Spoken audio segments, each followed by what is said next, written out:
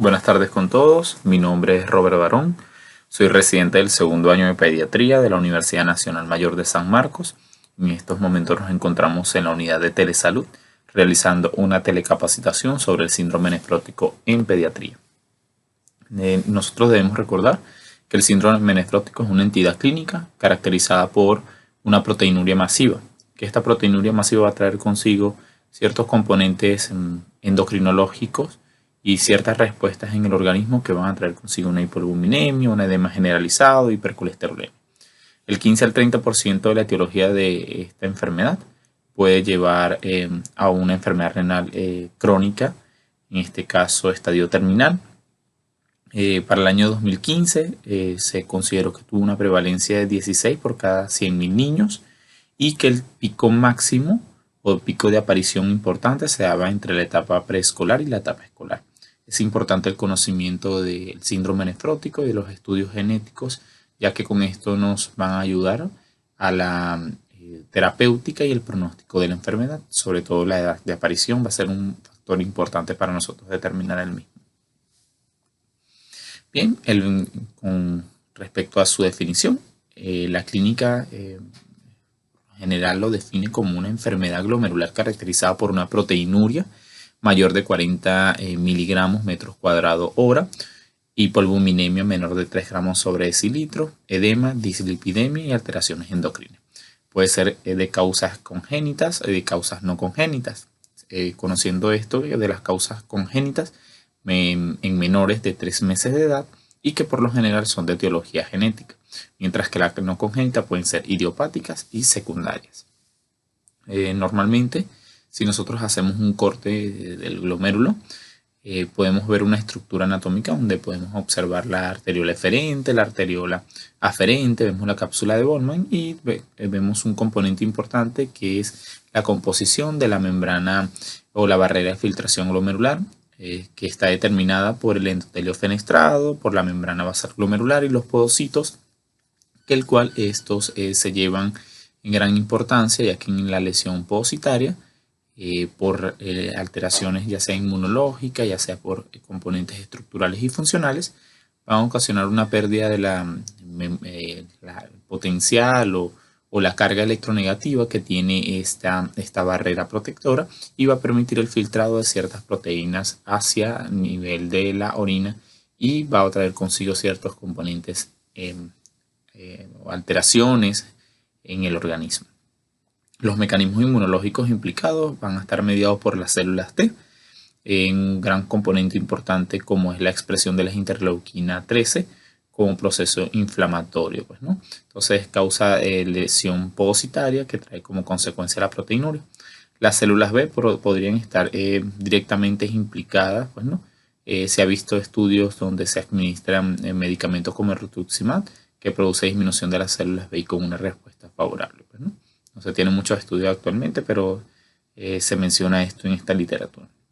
Factores circulantes de la permeabilidad propuestos, factores en este caso necrosis tumoral alfa, el óxido nítrico, que son producidas tanto como por las células T y por las células B. Entonces el factor inmunológico toma un papel importante en esta entidad clínica. Con respecto a la fisiopatología, tenemos dos entidades que debemos considerar. La formación del edema es muy importante, ya que dependiendo de las características clínicas que inicialmente son las que reconocemos en el paciente, podemos nosotros determinar si nos encontramos en la teoría del underfill o el overflow, que básicamente es la teoría de la hipovolemia o de la hipervolemia. Con respecto a la hipovolemia, se basa en que una vez que nosotros perdemos proteínas a través de la orina, aumenta el catabolismo renal. Esto va a ocasionar que haya un mayor desíntesis hepática de componentes proteicos. La hipoalbuminemia per se va a ocasionar un descenso de la presión oncótica plasmática. Va a haber una fuga de líquido del espacio vascular al intersticial, trayendo consigo una hipovolemia, un estímulo del sistema renina-angiotensina-aldosterona, aumento de lo que sería la expresión de la hormona antidiurética y haya retención de agua y sodio y consigo esto haya en edema, ¿no? Pero también tenemos la formación del edema por la teoría del overflow, de la hipervolemia. Hay una alteración directamente en el balance tubular renal, hay una retención de sodio y de agua, va a ocasionar un incremento de la reabsorción en la zona del túbulo contorneado, en este caso distal, con el colector cortical, y va a traer consigo una hipervolemia, va a traer una supresión del sistema renal angiotensina aldosterona, aumento de la presión hidrostática capilar, alteración de la fuerza de Frank-Starling, fuga de líquido al espacio intersticial y el edema. Entonces, básicamente, clínicamente, nosotros pudiésemos decir que la teoría de la hipovolemia o del underfield, el paciente va a estar hematizado, con presión arterial baja, con tendencia a la taquicardia y chocado. Y el caso contrario va a ser de los pacientes que manejen la teoría del overflow.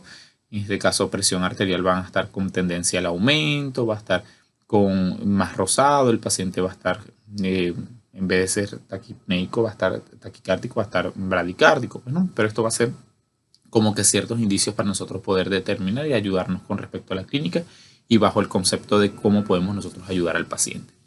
Dentro de las clasificaciones, mencionar que se encuentran las primarias, las secundarias y las congénitas.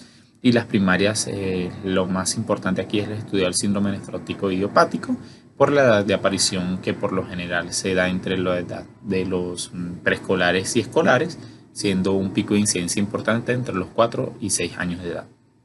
Las causas secundarias, como muy bien se menciona, pueden ser secundario a un proceso infeccioso o un secundario a una enfermedad sistémica como el lupus eritematoso sistémico o como de causas congénitas también, pues, ¿no? Se menciona.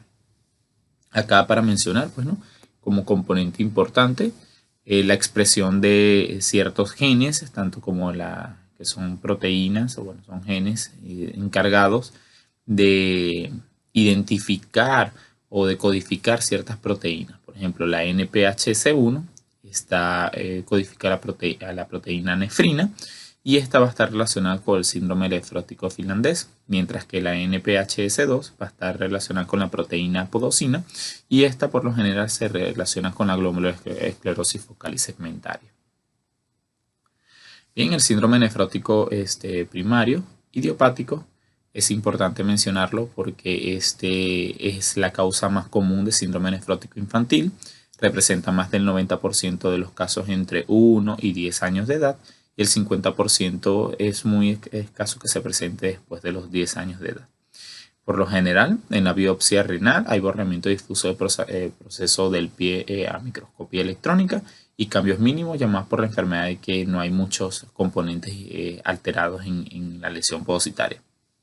Entonces lo importante es que la mayoría de los pacientes que presentan síndrome nefrótico, que se presentan a partir de los 2 años a 6 años de edad, de causa idiopática, y dentro de las causas idiopáticas hay 3 componentes importantes que debemos analizar. Uno son los cambios mínimos, glomerulosclerosis focal y segmentaria y las membranas proliferativas, siendo a la cabeza o llevándose a la cabeza la presentación de cambios mínimos, que una vez que nosotros identificamos que el paciente se encuentra en la edad aceptable, el paciente no cumple con criterios clínicos ni laboratoriales, estos pacientes pueden tener una muy buena respuesta a la corticoterapia, que es como parte del tratamiento indicado en estos pacientes. Bueno, hay un estudio importante que se realizó en 521 niños, el cual ellos aquí empezaron a catalogar, pues, ¿no? Cuáles eran las características clínicas y laboratoriales que se presentaban frecuentemente y la respuesta terapéutica, pues, ¿no? Porque esto va a determinar la importancia de la terapéutica y el pronóstico del paciente con respecto a la administración de medicamentos. Entonces ellos acá en este estudio, si podemos observar en la tabla número 3, ellos lo clasifican en membrana proliferativa, en focal y segmentaria y cambios mínimos. Y ellos mencionaban que la que más se presentó en un 79.6% de los casos era la de cambios mínimos. Entonces es importante reconocer esto porque si decimos que nos encontramos bajo un proceso de cambios mínimos, el paciente va a tener buena respuesta a la corticoterapia. Entonces, sin embargo, bueno, no siempre es la norma, pero a considerarlo. Ellos aquí también mencionan que los pacientes cuando presentan por lo general presión arterial elevada está más relacionada a membrana proliferativa. Que los pacientes con cambios mínimos pudiesen también presentar hematuria, pero es más típico en pacientes con procesos en membrana proliferativo, y que también los pacientes que evolucionaban a aumento de la alteración de la función renal estaba más asociada a membrana proliferativa que a cambios mínimos. Entonces, a considerar todo esto. Bien, acá para mencionar, la edad de aparición entre los 4 y 6 años de edad es una etapa donde frecuentemente se presenta el síndrome nefrótico idiopático, hay a la cabeza cambios mínimos, responde al tratamiento, pero alrededor del 20% son corticoresistentes y nosotros debemos conocer ciertas definiciones que no podemos pasar por alto, en donde el síndrome nefrótico, básicamente edema, donde vemos clínicamente un paciente con edema que nos llega a la emergencia y le pedimos una proteinuria y vemos que está mayor de 40 miligramos metros cuadrados hora, o le pedimos una proteinuria, creatinuria y que esté mayor de 2 miligramos o que en el examen de orina pudiese tener 3 cruces de proteína en la tira reactiva y que sumado a ello una hipoalbuminemia nos puede dar el diagnóstico de síndrome nefrótico. Hablamos de córtico sensible, que cuando el paciente tiene una remisión en curso inicial con corticoide a las 8 semanas. El paciente se inicia tratamiento con corticoterapia y a las 8 semanas va bien, no hay proteinuria en rangos nefróticos, está en disminución la misma, podemos considerarlo como un córtico sensible. Pero ahora tenemos la parte de los pacientes con recaída, porque a veces los pacientes no necesariamente pueden dejar de ser cambios mínimos porque un 20% pueden hacer corticoresistencia. Y tenemos que hablar de las recaídas. ¿Y cuándo hablamos nosotros de recaída? Cuando tienen 3 días consecutivos de proteinuria, más de 3 cruces en la tira reactiva o nuevamente en la proteinuria creatinuria, vemos una relación mayor de 2. Y o también tenemos que conocer lo que sería la definición de córtico dependiente, que hay 2 recaídas consecutivas mientras o dentro de los 14 días después de la suspensión del tratamiento.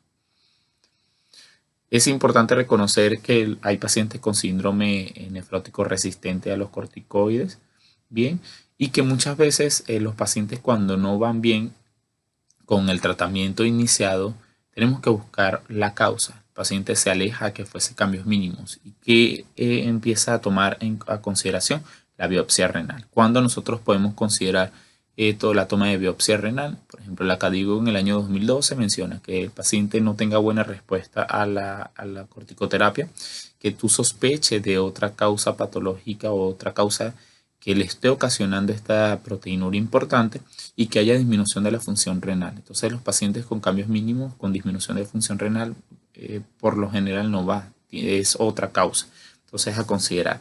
Ellos aquí te mencionan también cuándo nosotros debemos considerar la administración o la aplicación de una biopsia. En menores de 1 año o mayores de 10 años, cuando hay antecedentes de síndrome nefrótico familiar, cuando el paciente presenta corticoresistencia o que en la evolución el paciente no vaya de forma favorable, que el paciente previamente tuviese la indicación de un tratamiento inmunosupresor y que tenga más de tratamientos prolongados con anticalcineúricos, más de 18 a 24 meses, pues, ¿no? Entonces, no todos los pacientes pueden evolucionar bien, depende mucho de la edad de aparición del síndrome nefrótico, del cuadro clínico. Y acá, bueno, para mencionar parte de lo que sería el síndrome nefrótico congénito, que es un tema bastante amplio y que se debería estudiar de forma apartada. Y que recordemos que las manifestaciones clínicas van a estar relacionadas con la pérdida que se tenga. Pacientes que tengan pérdidas de proteinuria va a ocasionar edema. Edema de miembros inferiores, edema de miembros superiores, puede ser de forma ascendente. Por lo general puede ocasionar ascitis, puede ocasionar derrame pleural, entre otros. La presión arterial elevada va a tener una cierta relación con la causa que se esté manifestando, ya sea más que todo membrano proliferativo o inclusive pacientes que presenten una síndrome nefrótico congénito o mayor de 10 años de edad, entonces a considerar. La hematuria puede estar más presente en cambios en membrano proliferativo que cambios mínimos. Sin embargo, hay un 22% que presentan esta manifestación. No hay que asustarnos. Si el paciente va bien con la corticoterapia, lo observamos, pues, ¿no? Y las complicaciones asociadas, pacientes que pierden, por ejemplo, factor de von Willebrand, antitrombina T3, la proteína S, van a cursar con trastorno en la coagulación. Estos pacientes también cursan con estados de dislipidemia porque el cuerpo tiene que empezar a sintetizar proteínas para transporte de otras sustancias.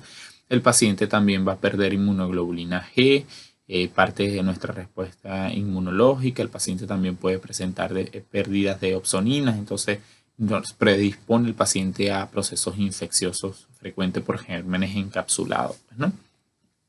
El diagnóstico básicamente es clínico, laboratorial como se presente. Es un tema bastante amplio, bastante interesante que se debe revisar y que se debe hacer mucho hincapié. Espero que haya sido de agrado esta telecapacitación y nos vemos en un próximo encuentro. Muchas gracias.